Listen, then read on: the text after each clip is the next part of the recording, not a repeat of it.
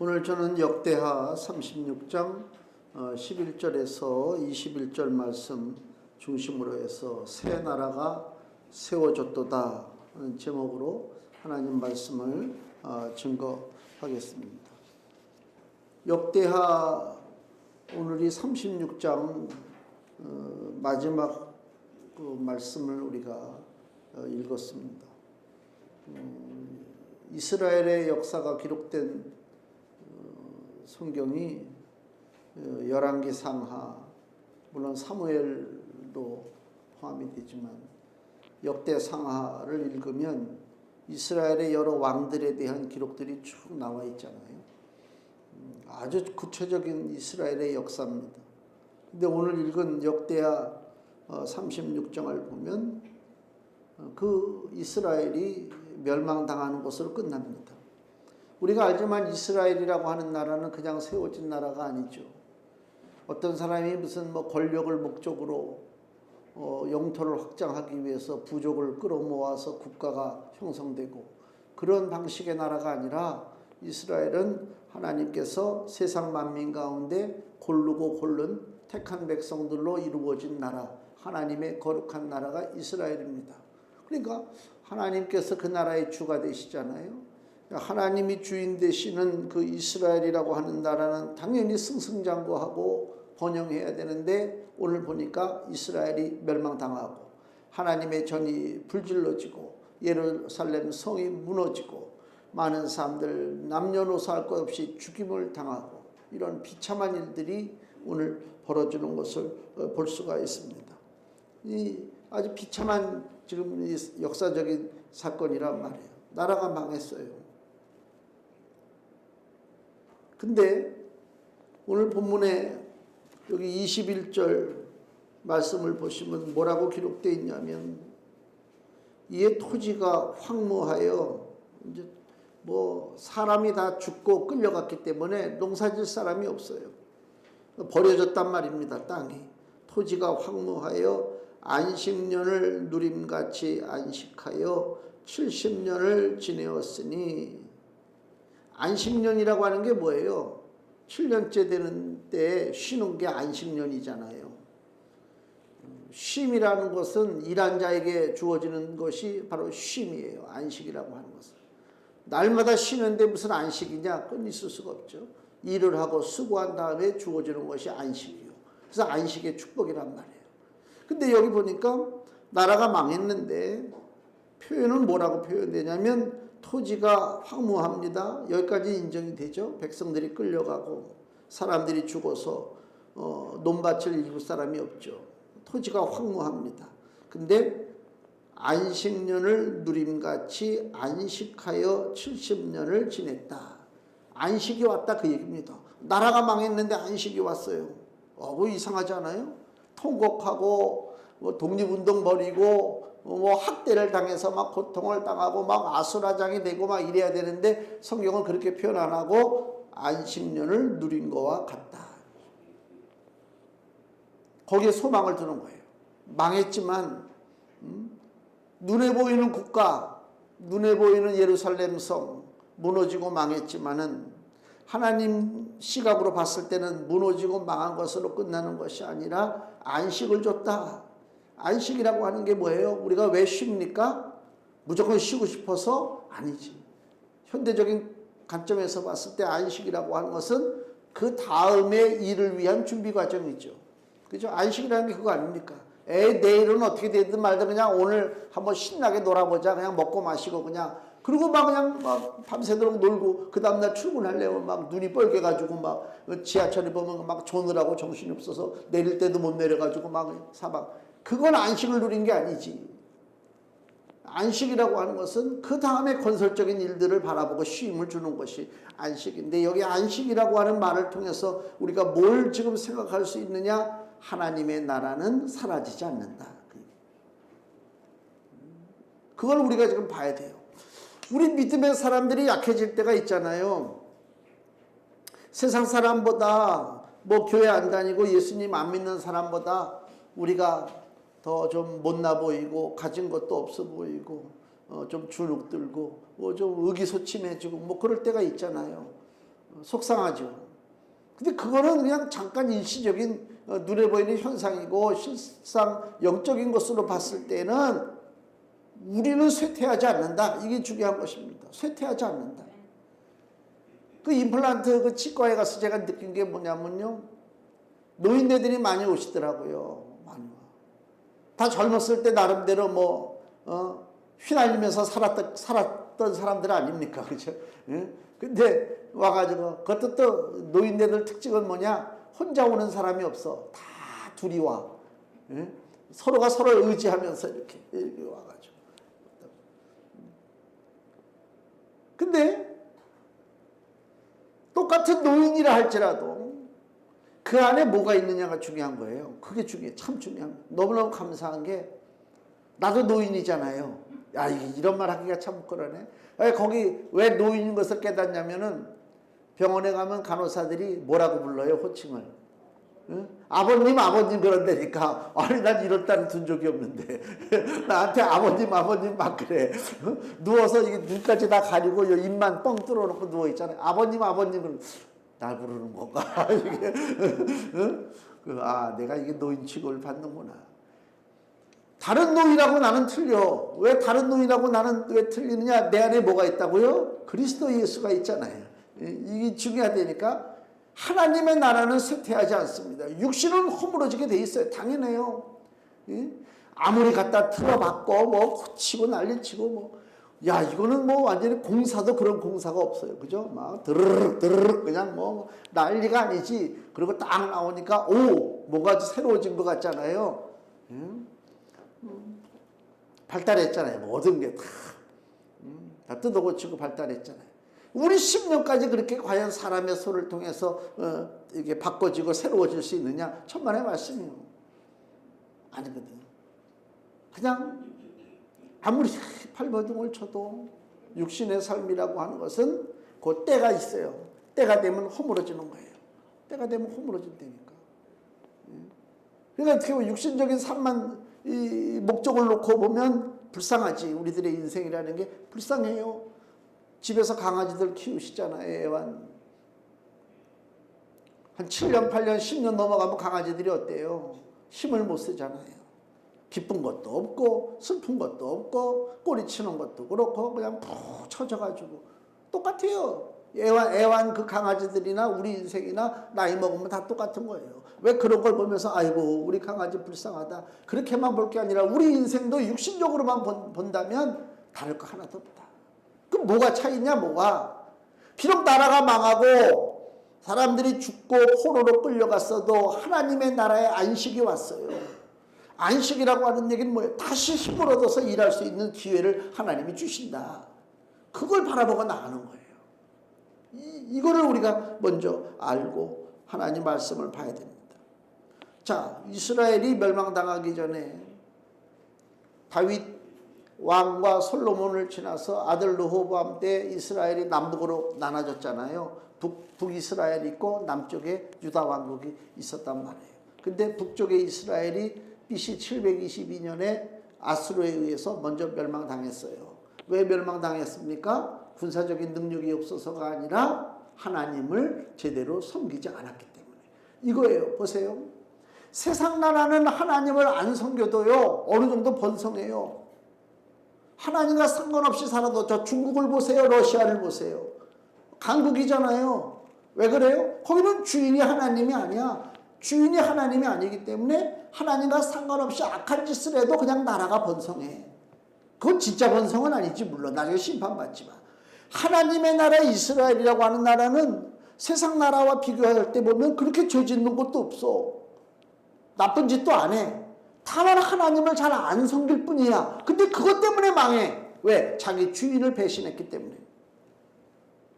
그러니까 이스라엘이라고 하는 나라는 하나님께서 통치하신다고 하는 것을 우리들에게 보여주기 위해서 세워준 나라가 바로 이스라엘인데 그 이스라엘이 통치자 하나님을 거부한다? 그러면 존재할 이유가 없죠. 그럼 망하는 수밖에 없어요. 우리 집에 강아지 애완견을 키우는데 그 애완견의 목적은 뭐예요? 내가 왜 애완견을 키웁니까? 사랑하고 사랑받는 거예요. 사람도. 내가 그 강아지를 사랑하고 강아지도 나를 사랑하는 것입니다. 그래야 그 강아지를 키우지. 근데 어느 날 이 강아지가 나를 안 사랑하고 옆집 아저씨만 쫓아다녀. 그러면 이게 하루가 지나고 이틀이 지나고 일주일이 지나고 설마 했는데 이놈이 아주 그 집 가서 살아. 그러면 나는 어떡합니까? 그래, 그럼 당신이 키우면 되지 뭐. 나는 버리는 거야. 주인을 잃어버렸단 말이야, 주인을. 이게 북이스라엘이 왜 멸망했느냐? 자기 주님이 하나님이라고 하는 사실을 망각하고 살았기 때문에 이스라엘이 멸망당했어요. 이제 남은 건 뭐예요? 남쪽에 유다 왕국만 남았어요. 그리고 거친 세상에서 이 남쪽의 유다 왕국 하나님의 나라가 살 수 있는 길이 뭐냐? 하나님께로 돌아가는 방법밖에 없죠. 하나님 앞에 매달리는 방법밖에 없어요. 그래서 우리 역대하를 우리가 쭉 읽어봤지만 하나님께 돌아가려고 발버둥치는 시도가 몇 군데 있었어요. 첫째, 히스기야 왕이 종교개혁을 일으켰잖아요. 여기를 보세요. 역대하 29장을 보세요. 히스기야 왕이 종교개혁을 일으켰는데 29장 5절 29장 5절에서 9절까지 말씀을 보면 저희에게 이르되 레위 사람들아 내 말을 들으라. 이제 너희는 성결케 하고 또 너희 열조의 하나님 여호와의 전을 성결케 하여 그 더러운 것을 성소에서 없이 하라. 히스기야가 종교개혁을 일으키면서 하는 일이 하나님의 성전을 깨끗하게 하는 것입니다. 우리 열조가 범죄하여 우리 하나님 여호와 보시기에 악을 행하여 하나님을 버리고 얼굴을 돌이켜 여호와의 성소를 등지고 낭실문 즉 복도의 문을 닫으며 등불을 끄고 성소에서 분향하지 아니하며 이스라엘 하나님께 번제를 드리지 아니한 고로 여호와께서 유다와 예루살렘을 진노하시고 내어버리사 즉 하나님을 주인으로 섬기지 않기 때문에 하나님이 유다도 버린다는 것입니다. 두려움과 놀람과 비웃음거리가 되게 하신 것을 너희가 목도하는 바라. 이로 인하여 우리의 열조가 칼에 엎드러지며 우리의 자녀와 아내가 사로잡혔느니라. 북이스라엘의 멸망에 대한 얘기예요. 지금 하나님을 떠났기 때문에 성전을 그래서 깨끗하게 해야 돼요. 성전을 깨끗하게 한 다음에 그 다음에 어떤 일을 하느냐. 역대하 29장 21절 수송아지 7과 수양 7과 어린 양 7과 수염소 7을 끌어다가 나라와 성소와 유다를 위하여 속죄 제물을 삼고 아론의 자손 제사장들을 명하여 여호와의 단에 드리게 하니 하나님 앞에 뭘 한다고요? 예물을 드리는 것입니다. 예물을 드린다는 얘기는 뭐예요? 우리 인간에게 있어서 가장 그 민감한 부분이 뭐냐? 바로 물질입니다. 돈이에요, 돈이거든요. 그 가장 민감한 거, 내 생명과 같이 여기는 그 물질을 우리가 쉽게 남에게 줍니까? 안 주죠. 근데 하나님을 믿는 백성들은 어쩌다가 한번 무슨 세금 내듯이 하나님 앞에 주는 것이, 드리는 것이 아니라 정기적으로 하나님 앞에 예물을 드린다고. 그럼 뭘 표현하는 거예요? 내 생명같이 내가 힘쓰고 애쓰고 노력해서 벌었던 모았던 이 귀한 물질을 하나님 앞에 드린다는 얘기는 뭐예요? 하나님이 물질보다 더 중요하다고 하는 신앙의 고백이에요. 실상 그렇지 않습니까? 우리가 짧은 소견으로 보면 물질이 더 귀해 보이지 당장 내 주머니에 돈이 들어있는 게 더 귀해 보이잖아요. 근데 그게 아니라니까요. 언젠가는 그 물질도 내 삶 속에 아무런 영향을 끼치지 못하고 내 길을 온전히 이끌지 못한다고 하는 사실을 깨닫는단 말이에요. 낙심하고 무너지고 그죠? 좌절할 때가 와요. 그때 우리가 찾을 수 있는 존재가 누굽니까? 하나님이에요. 돈 가지고 해결되는 게 아니에요. 그 전부터 제가 이가 안 좋아가지고 다른 목사님들도 그렇고 후배들도 그렇고 그 목사님이 일을 좀 했으면 좋겠다고 했으면 좋겠다. 나 돈 없는 거 아니야. 뭐 그런 거 가지고 신경 써. 근데 일이 벌어지잖아요. 갑자기 일이 벌어지고 그것도 그냥 이쪽 끝에 뭐가 이가 잘못됐으면 내가 버틸 텐데 정면에 그래서 그거 이 방송을 보고 저한테 연락 왔어요. 목사님들이 어떻게 된 거냐고. 치과에 간 날도 전화가 왔더라니까. 어떻게 된 거냐고. 내 뜻과 상관없잖아요. 이 육신의 삶이란 말이에요. 이게. 근데 그게 돈 가지고만 해결될 일이 아니거든요. 실상은. 우리 인생 살면서 철없을 때는 돈이면 다 인생이 해결될 줄 알았어요. 근데 점점 돈하고는 상관없구나. 내 몸을 남에게 의탁할 때, 내 의지적으로다가 내 몸이 함부로 움직이지 못할 때 돈이 나를 주장하는 것이 아니구나. 물론 뭐 병원에서 우리가 치료받을 때 병원비를 내긴 내죠. 돈을 내죠. 그러나 그 돈이 나를 살리는 건 아닙니다. 그렇잖아요. 하나님이 주장하시는 거란 말이에요. 하나님. 제일 소중한 게. 그 예물을 드린다는 얘기는 하나님 내 인생에 있어서 가장 소중한 것은 이 예물이 아니요. 예물을 받으시는 하나님이 나에게 제일 소중합니다.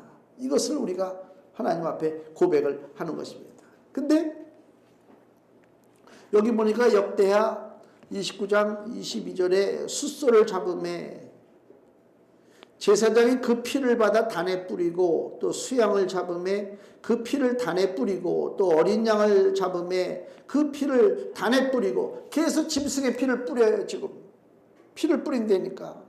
피 흘림이 없으면 죄사함이 없다. 이게 복음의 핵심이죠. 피 흘림이 있어야 된단 말이에요. 왜 피 흘림이 있어야 됩니까? 피라고 하는 것이 생명이요. 죄는 생명으로 대신할 수밖에 없어요.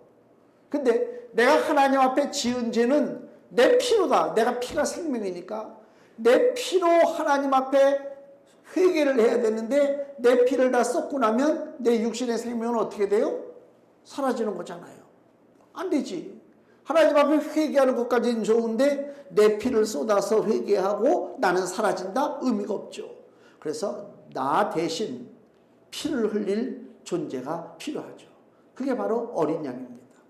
짐승이란 말이에요. 그래서 소가 피를 흘리고 양이 피를 흘리는 것입니다. 내가 흘려야 할 피를 그 소가 양이 흘린다니까. 그래서 여기 그 피 흘림에 대한 그 하나님 앞에 드리는 제사가 얼마나 소중하기에 히스기야 때에 6월절 그 행사를 하는데 역대하 30장을 보세요. 한 장 더 넘겨서 5절 역대하 30장 5절 6절 드디어 명을 발하여 부엘세바에서부터 단까지 온 이스라엘에 반포하여 일제히 예루살렘으로 와서 이스라엘 하나님 여호와의 유월절을 지키라 하니 이는 기록한 규례대로 오랫동안 지키지 못하였음이더라. 유월절은 뭐예요? 이스라엘 백성들이 애굽에서 피난 나올 때에 하나님의 사자가 애굽에 있는 모든 사람과 짐승의 장자를 쳐서 죽이죠. 그때 어린 양의 피가 있는 집에는 죽음의 역사가 벌어지지 않는단 말이에요. 그래서 어린 양의 피가 있는 곳은 넘어갔죠. 6월. 그게 6월절이요. 즉 피로 내가 구원받는 거예요. 피 흘려서 내가 죽는 것이 아니라 피 흘림으로 내가 사는 것이 바로 6월절입니다. 그래서 여기 역대하 30장 5절 6절에 보발꾼들이 왕과 방백들의 편지를 받아가지고 왕의 명을 쫓아 온 이스라엘과 유다에 두루다니며 전하니 일러스되 이스라엘 자손들아 너희는 아브라함과 이삭과 이스라엘의 하나님 여호와께로 돌아오라. 그리하면 저가 너희 남은 자 곧 아스르 왕의 손에서 벗어난 자에게로 돌아오시리라. 어린 양의 유월절 행사를 지킬 때에 너희들이 구원받는다라고 지금 외치고 있는 것입니다. 그리고 여기 역대하 30장 10절 말씀을 보세요. 보발꾼이 에브라임과 므낫세 지방 각성에 두루 다녀 스불론까지 이르렀으나 사람들이 저희를 조롱하며 비웃었더라. 이 무슨 얘기냐면 여기 에브라임과 므낫세 스불론은 어디예요? 저 북쪽 이스라엘 멸망당한 이스라엘 지방입니다. 북이스라엘 멸망당한 북이스라엘 사람들에게까지 이 히스기야 왕이 사람들을 보내서 유월절 행사에 동참하라. 남아있는 자는 동참하라. 그렇게 얘기를 했는데도 사람들이 어떻게 했다고요? 조롱했다.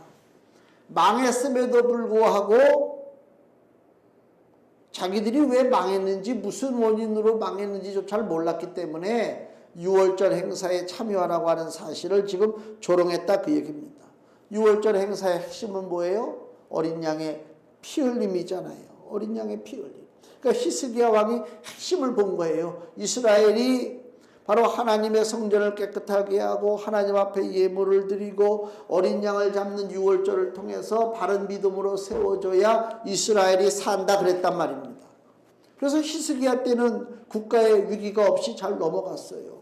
근데 무슨 일이 벌어지냐면 역대하 34장 점점 멸망으로 치닫는 거예요.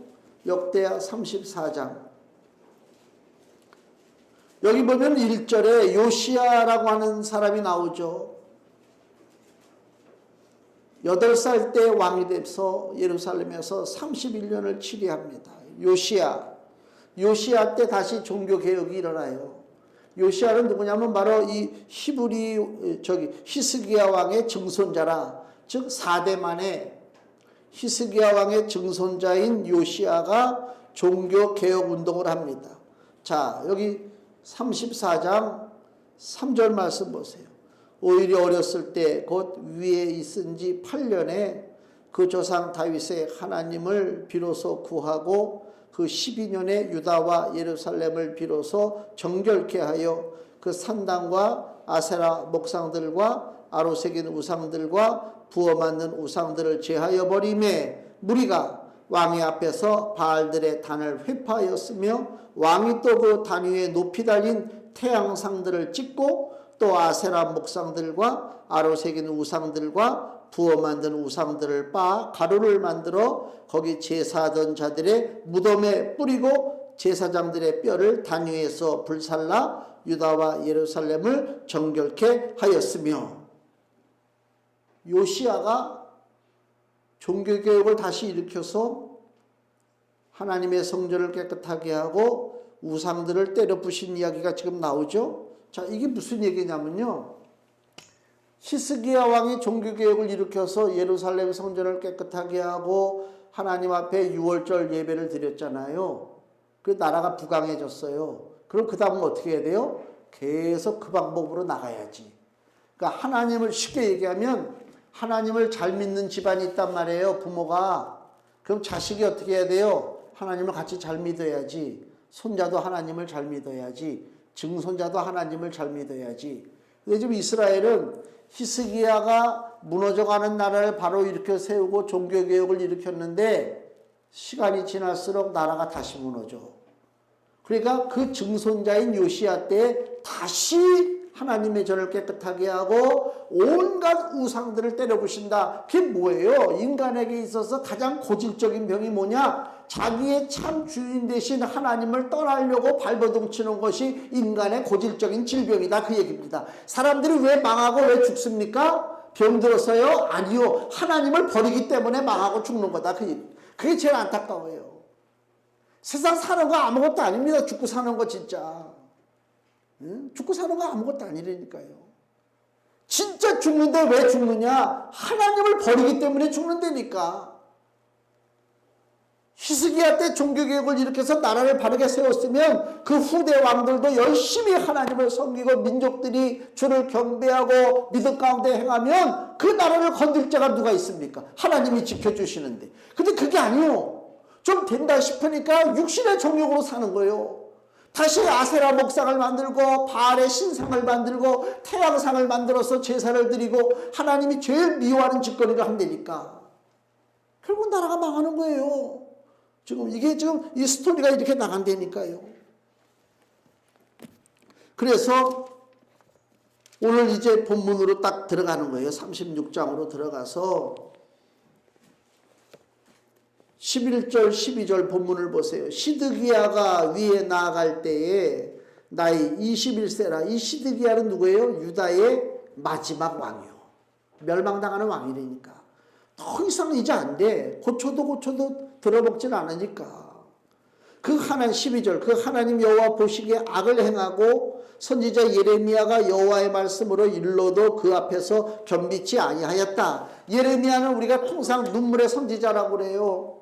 예레미야가 하나님의 말씀을 받아서 왕에게 시드기야 왕에게 찾아가서 왕이요 하나님을 대적하지 마시오.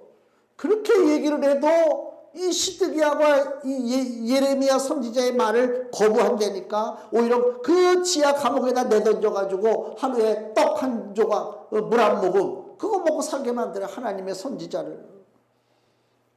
참 어리석죠. 이 집이 무너지고 나라가 망하고 자기 자신이 지옥 권세에 묶여서 살아도 깨닫지 못하고 살아요. 그게 바로 인생의 본보기가 누구냐? 바로 시드기야 왕이란 말입니다. 그러니까 마태복음 7장에 예수님께서 모래 위에 지은 집에 대한 비유 말씀을 주시잖아요. 모래 위에 집을 지은 자는 어떠냐? 비가 오고 창수가 안 하고 바람이 불어 그 무너짐이 심해요.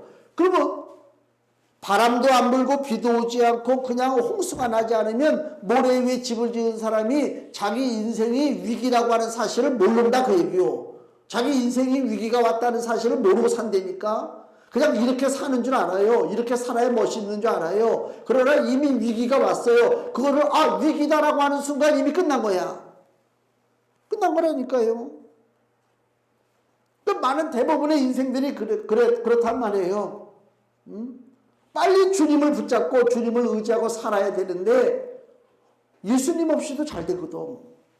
예수님 없이도 뭐 아쉬운 게 없잖아요. 교회 안 나가도요. 왜 이런 날 왜 교회 와서 들어와 앉아 있어? 얼마나 좋아.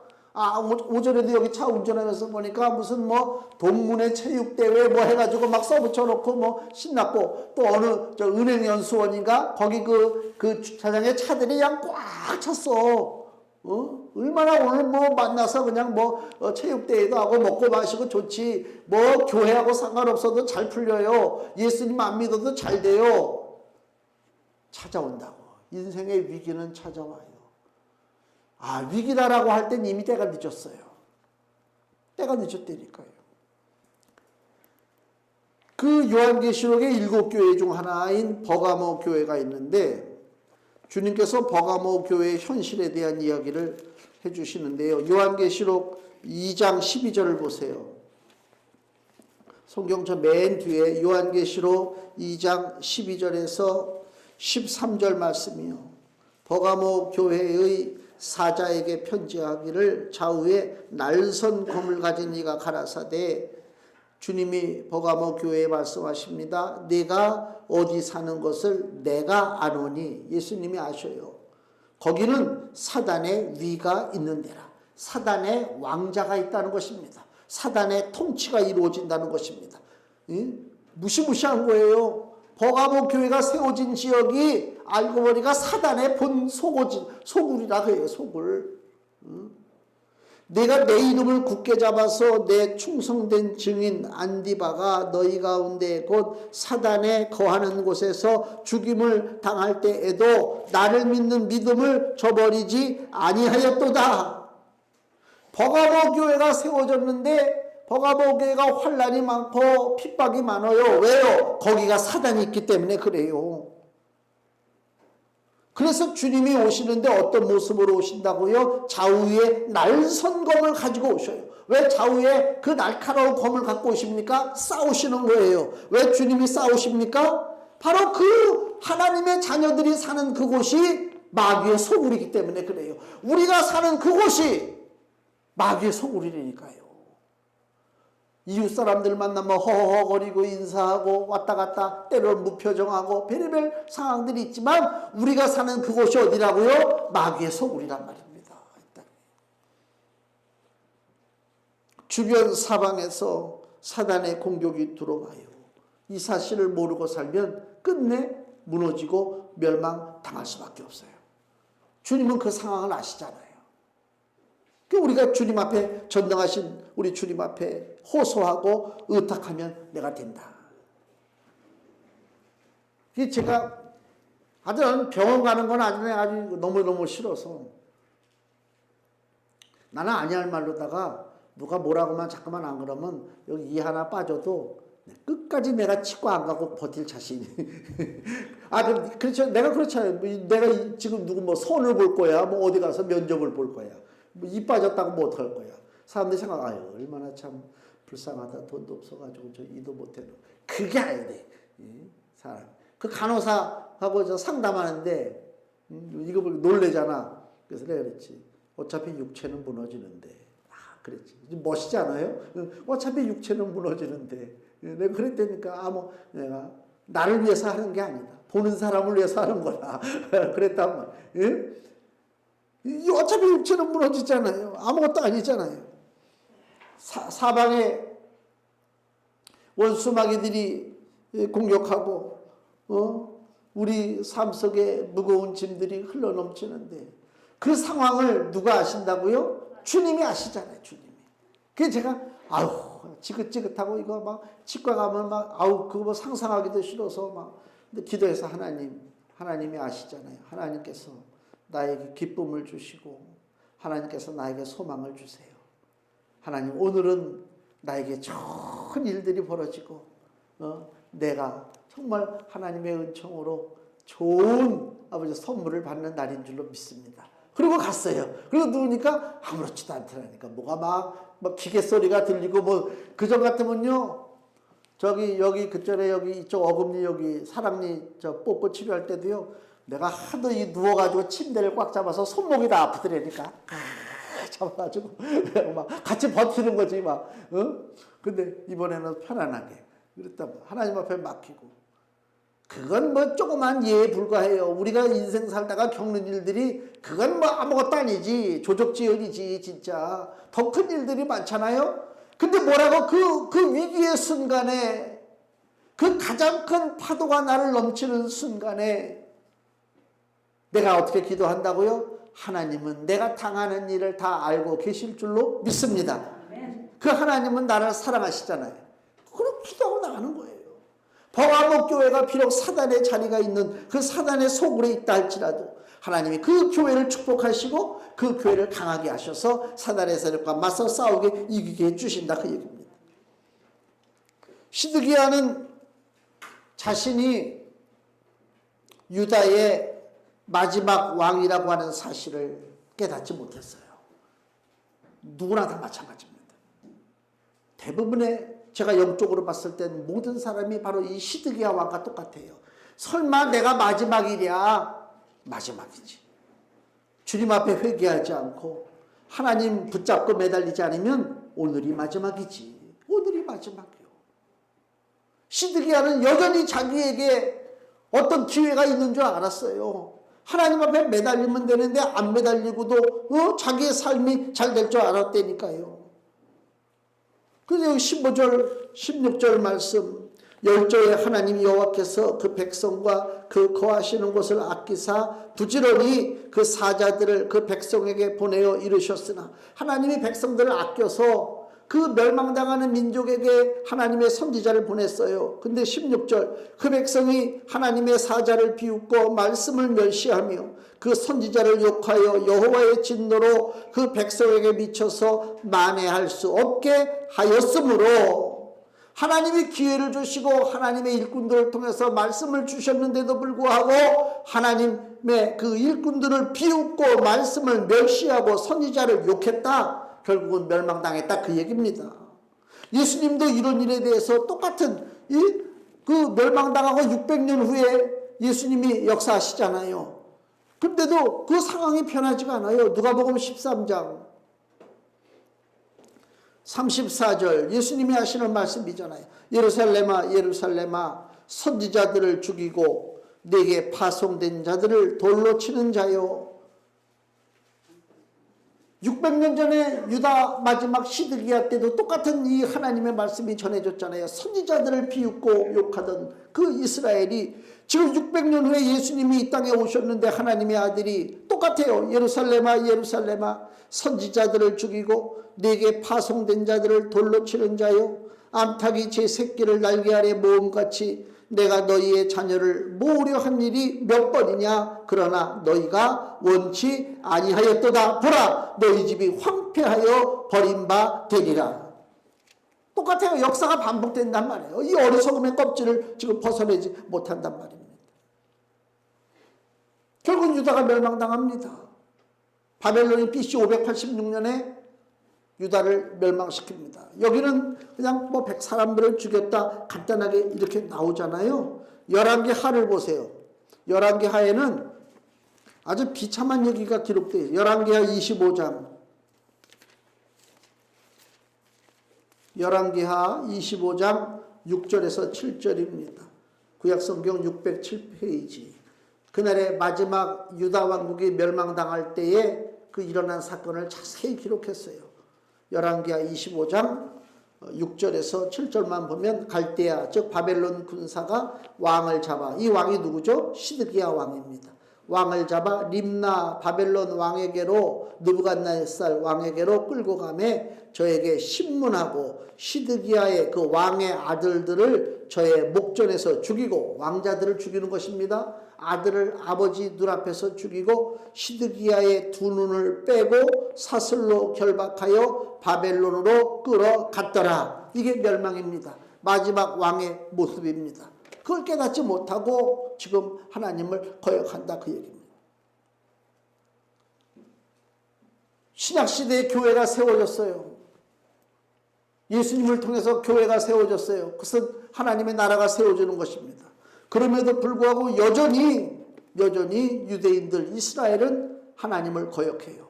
그래서 데살로니가전서 2장 15절에서 16절 말씀에 유대인은 주 예수와 선지자들을 죽이고 우리를 쫓아내고 하나님을 기쁘시게 아니하고 모든 사람에게 대적이 되어 우리가 이방인에게 말하여 구원 얻게 함을 저희가 금하여 자기 죄를 항상 채우매, 이스라엘을 지금 비난하는 것이죠. 노하심이 끝까지 저희에게 임하였느니라. 아멘.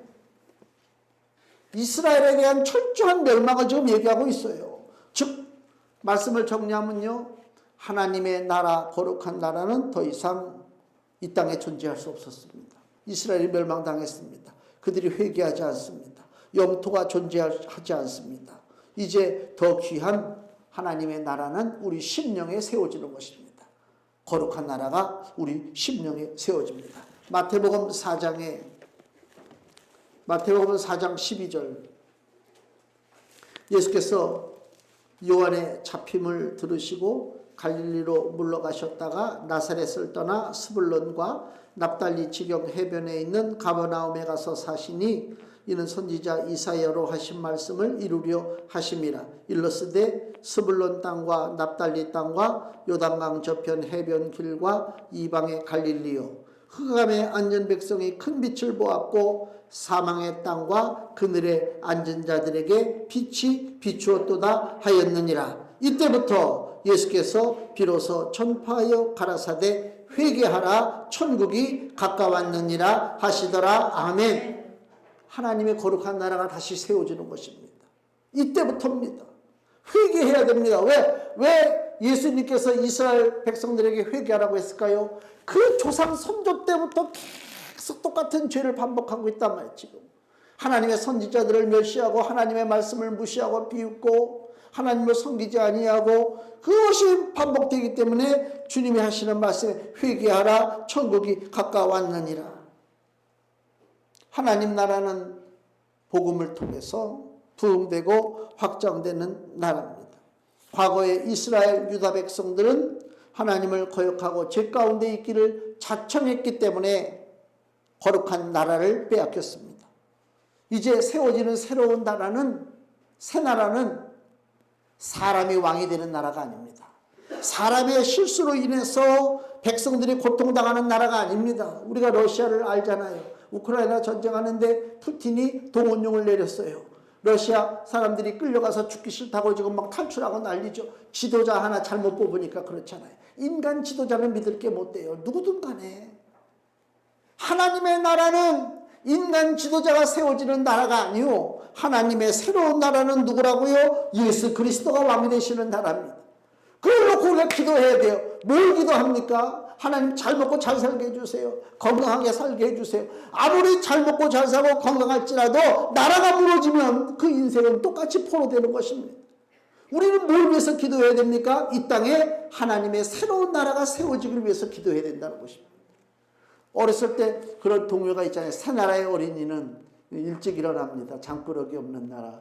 우리나라 좋은 나라. 새 나라가 좋은 나라예요. 새 나라가 세워지기를 기도해야 돼요. 새 나라가. 국수주의에 붙잡혀가지고 내 나라, 이 지리적인 나라, 거기에만 묶여 살 것이 아니라 영원한 하나님의 나라.